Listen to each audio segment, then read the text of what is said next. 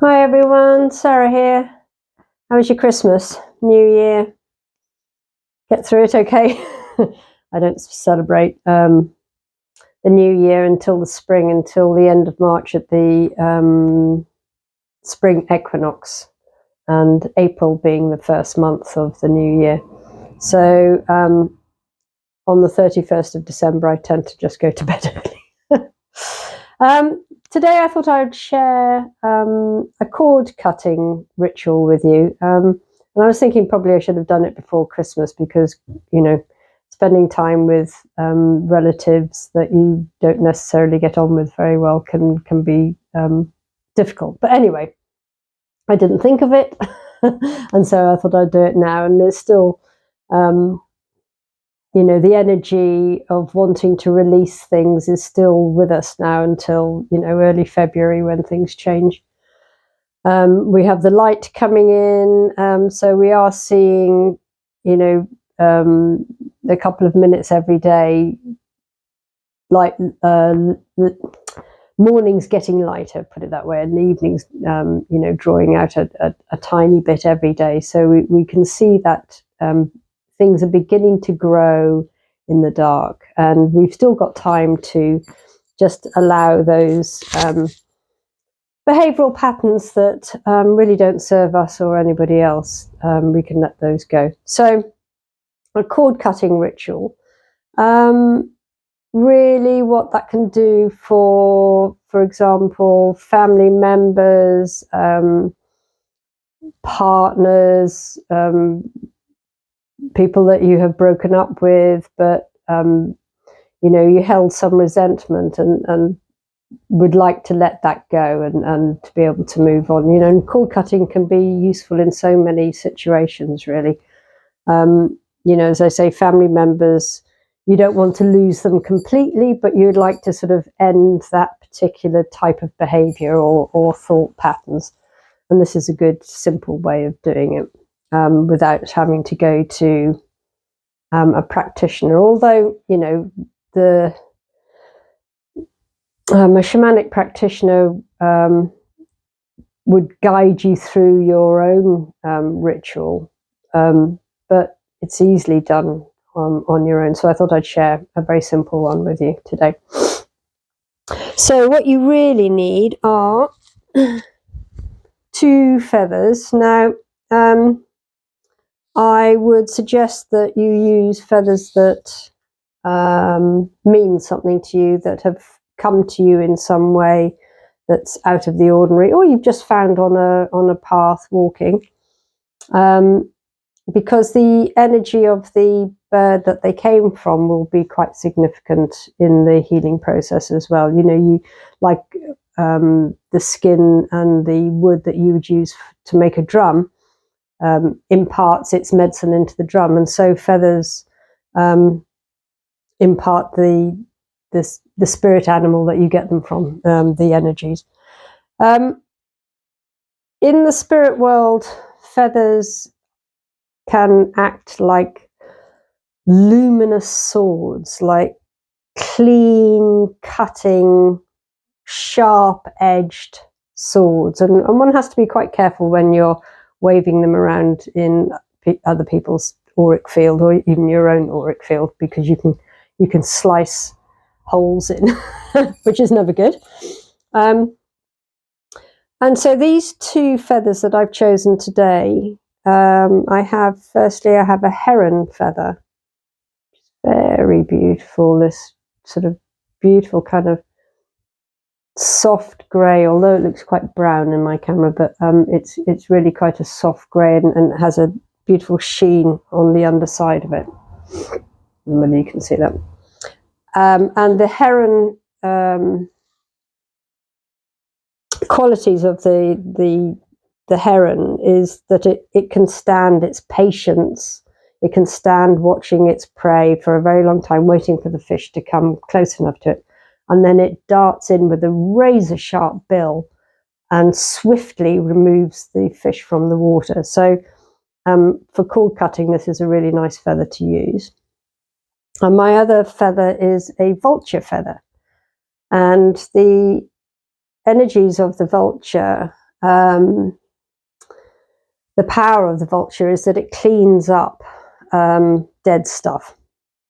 It cleans a carcass. It cleans the ground around where a dead animal has been. So this is a really powerful animal to have to clear any cords, to release any old behavioral patterns or physical patterns or what have you. So these are two really nice feathers to use. And as I say, you do have to be quite careful with them when you're using them in a ritual like this.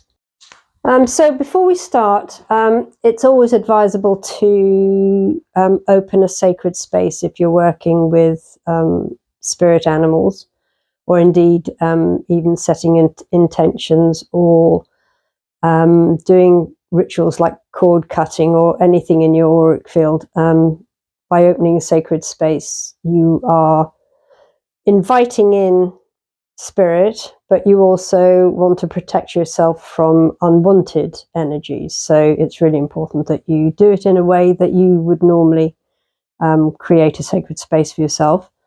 I always open the medicine wheel, so I call in the powers of each of the directions.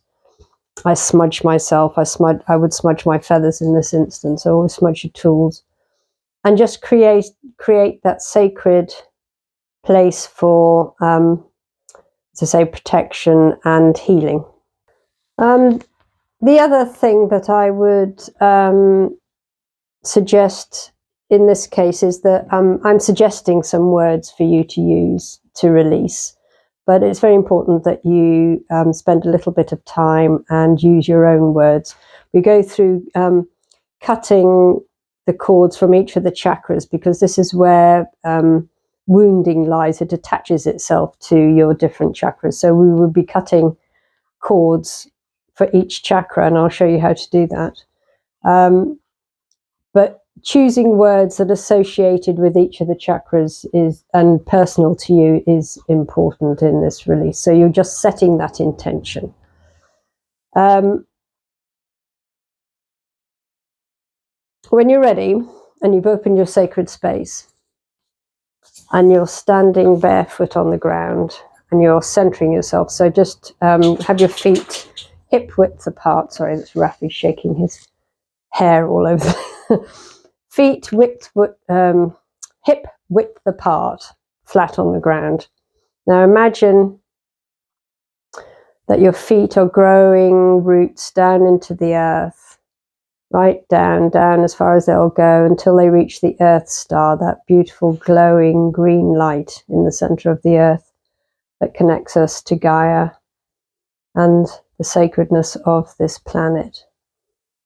And feel the energy coming up your feet, taking long, slow breaths as you do.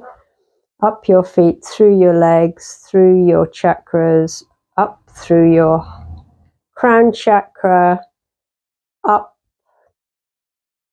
glowing and climbing all the way to the solar star, our sun. And imagine this light that's coming into your head, going down through your body, back down to the Earth Star and back up again, is pulsing a beautiful, bright white light. And this will center you and ground you and connect you to your higher self, to Source. And then when you're ready, you speak your intention. Sorry, Rafi sounds as if he's about to be sick, but I think he's just sneezing. When you're ready to set your intention, you could say something like, imagining this light going up and down you again, I release what no longer serves our relationship. And you can name the person. So you name the person that you are wanting to release these cords with. So I release what no longer serves our relationship. And I consciously restore what is healthy, living and true. So after we've cut the cords, we'll then do a ritual to re-establish a healthy connection rather than the unhealthy connection that we've been through. So if you've got everything ready, you've got your feathers, you've set your sacred space, so we're going to be releasing and reaffirming. So cutting the cords, and then once we've done that ritual, we'll reaffirm a healthy connection. So with your two feathers held in your hands. Now to cleanse feathers, I would have already have smudged these, but also you can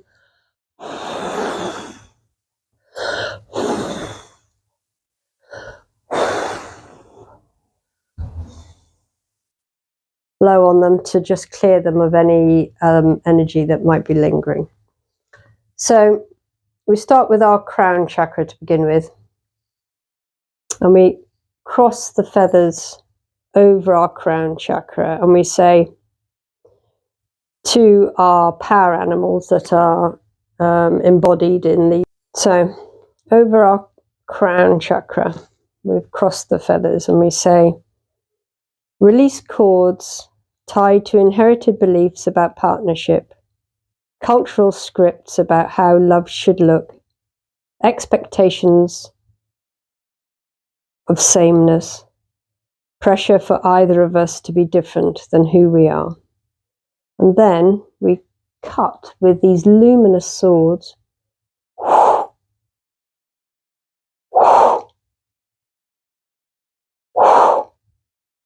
Imagine that you have a cord that goes from your crown chakra to the other person, and with these swords you're cutting the cord with 3 swift movements. You then blow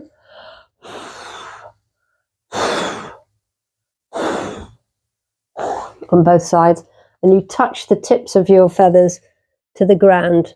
And what that does is it's clearing the energy from the feathers. It's releasing it back into the earth for healing. And so we move on to the third eye. Release cords tied to projection, fear-based imagining, seeing you through past moments.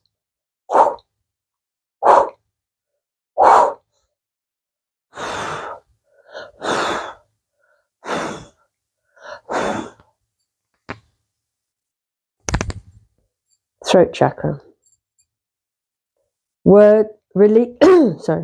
Release cords tied to words left unsaid, irritation over explaining, defensiveness, speaking to be right instead of to connect.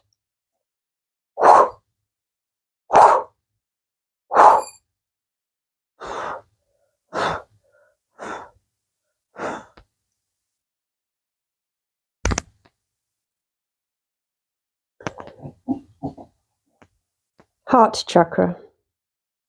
Release cords tied to emotional entanglement, love mixed with fear or loss, resentment held in silence, sacrifice that diminishes desire or joy.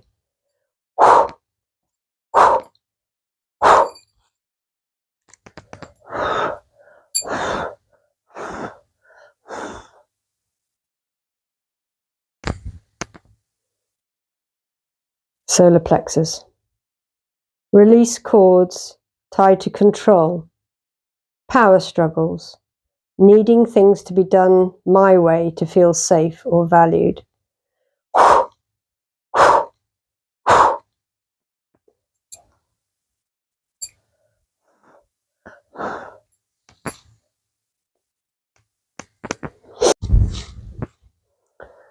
Sacral chakra, which is that place 3 fingers below your tummy button.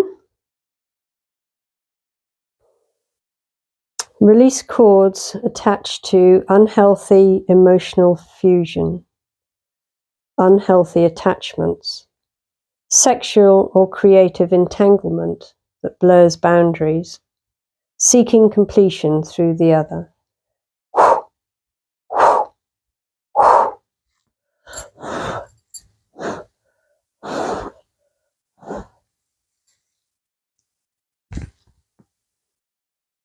Root chakra, which is that place between your legs, your perineum. Release cords tied to survival fear, abandonment, anxiety, ancestral relationship trauma, or if we differ, we are not safe patterns.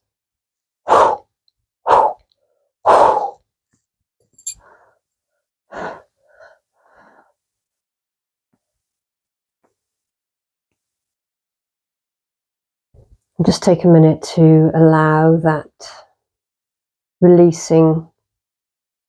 Imagine the cords bouncing back to the other person like a rubber band. Choo, choo, choo. You'll probably find that they notice that something's happened. Maybe they call you or get in touch some way and just say, is everything okay? Not in a bad way, because they'll just feel that release of tensions between you, that the cords were stretched and not allowing you both to move freely, so that they'll feel that. And so the next part of the ritual is to just finish off making sure that you're clear of any heavy energies that might still be lingering after the cord cutting. And how you do that is that you take the flat of the feather and you start brushing like you've got a clothes brush all down your body, occasionally touching the feather to the ground to just release any of that energy. Make sure you cover every bit of your body and your head, face, just like sort of brushing yourself down with, making sure you lay your back, which is very important. There's a lot of sticky stuff sticks to our back. And when you're smudging, actually, don't forget to do your back and under your feet as well, because they're all places that harbour energies that we don't want. So, and that's the end of that little bit of the ritual. And so now what we have to do, which is equally as important as releasing those tangled cords, is to re-establish a really healthy connection between the two of you. Assuming it's not somebody you want to get rid of completely, in which case you can let that go. But it's always a good idea to have a love connection with even people that you don't ever want to see again. So again, so you're standing hip width apart, your feet hip width apart, connect to the Earth Star. Watch that energy come up through your body, through your chakras, out through your crown and up to the solar star. And this connection is moving up and down through you, connecting you to Source and to Gaia. And this beautiful golden or bright white light, or even a green light, which is the heart chakra color. Just feel it moving up and down. And as you feel it moving up and down, envisage the other person, the person that you were releasing the cords for, standing in front of you, and the same thing happening, that this energy, this light is moving up and down. So each of you are autonomous. You're each in your sovereign power, separate at this point. Okay, so each person is separate. You're not joined by any negative cords. So we've released all of that. We're now both separate. Now what we want to do is to imagine a cord coming from your heart to the person and connecting to their heart. And what you see going between you now is love. And it's not like romantic love, it's that superpower, the all, the is that is, love going between you. And what you want to say at this point is, I love you as you are, not as I imagine you should be. I have released irritation and choose curiosity. I meet you where you are. I walk beside you, not ahead of you. I choose love with sovereignty. I honour your autonomy, and I honour my own autonomy.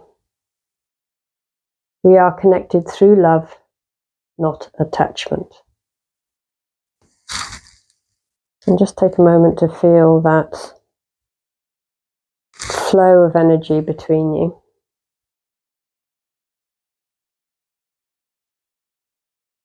And say thank you. Thank you for their cooperation in this as well.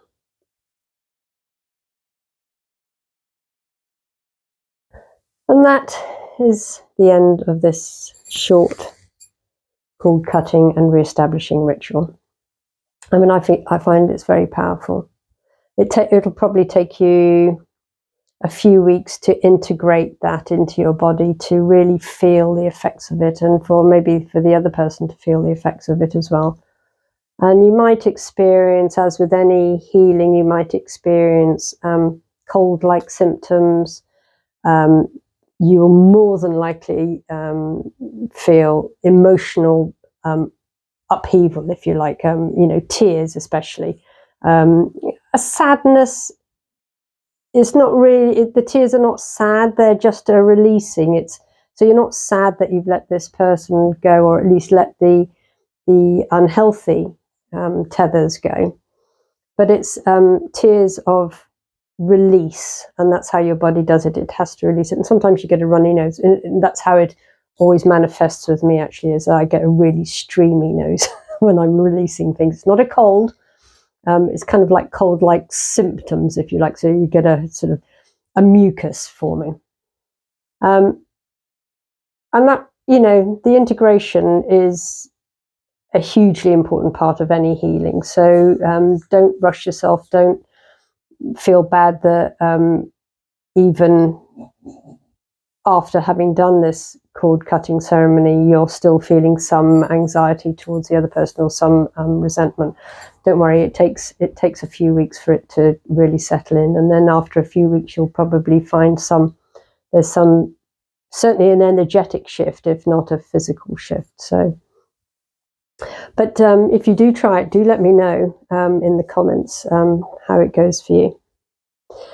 So to end any ritual, any ceremony, we close the space that we opened up. So in my tradition, I close the medicine wheel and thank my spirit helpers for working with me.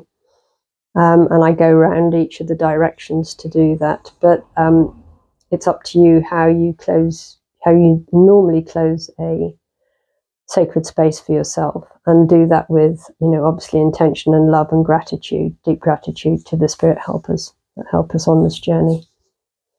I hope you find it helpful. Please leave certainly a like, subscribe if you can, and I'd love to hear from you as well if you've done this and what results you found, or whether it's easy or difficult for you to do. And if you need any help, please ask. I'm here to lend a hand if I can. Okay, so bye for now, and I'll see you all